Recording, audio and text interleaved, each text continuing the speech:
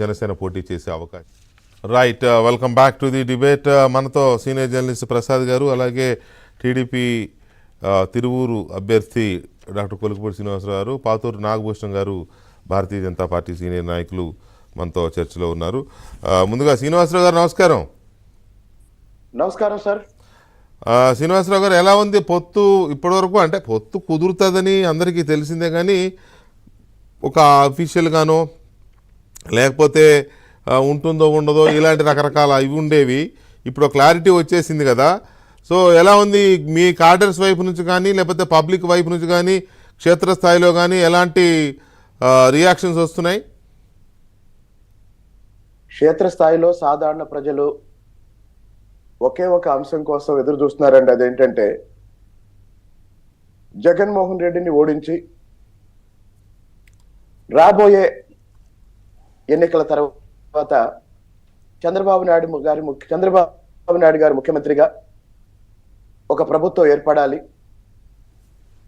ఆ ప్రభుత్వ ఏర్పాటులో భాగంగా జరిగే ఎన్నికల పొత్తు ప్రక్రియలో ఎవరు కలిసి వచ్చినా ప్రభుత్వ వ్యతిరేక ఓటు చేయకుండా గత 2 సంవత్సరాలుగా ఆంధ్రప్రదేశ్లో ప్రతిపక్షాల్లో కొంతవరకు ఏదైతే ఏకాభిప్రాయం కుదిరి జనసేన తెలుగుదేశం పార్టీ నాయకులు కార్యకర్తలు కొన్ని నెలలుగా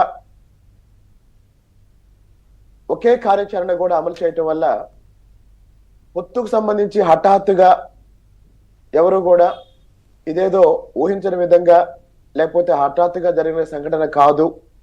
కాబట్టి పొత్తు విషయంలో మెజారిటీ ప్రజల అభిప్రాయం ఏంటంటే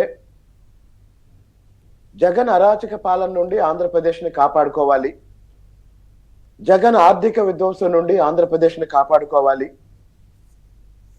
రాజ్యాంగ వ్యవస్థల్ని చిన్నాభిన్నం చేస్తున్న జగన్మోహన్ రెడ్డి నుండి అంబేద్కర్ రాజ్యాంగాన్ని కాపాడుకోవాలి.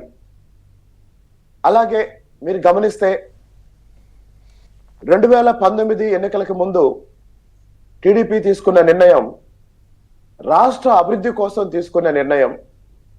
2024 ఎన్నికలకు ముందు టీడీపీ తీసుకున్న నిర్ణయం రాష్ట్ర ఉనికిని కాపాడుకునే ప్రయత్నంలో జనసేనతోనూ బీజేపీతోనూ కలిసి ప్రజల ముందుకెళ్లాలని, రాష్ట్ర ఉనికిని కాపాడుకోవటం కోసం. ఎందుకు అంటే జగన్మోహన్ రెడ్డి చెప్పిన అబద్ధాలను నమ్మి, జగన్మోహన్ రెడ్డి సృష్టించిన మోసాలను నమ్మి, ఆయన సృష్టించిన మోసాలేంటి?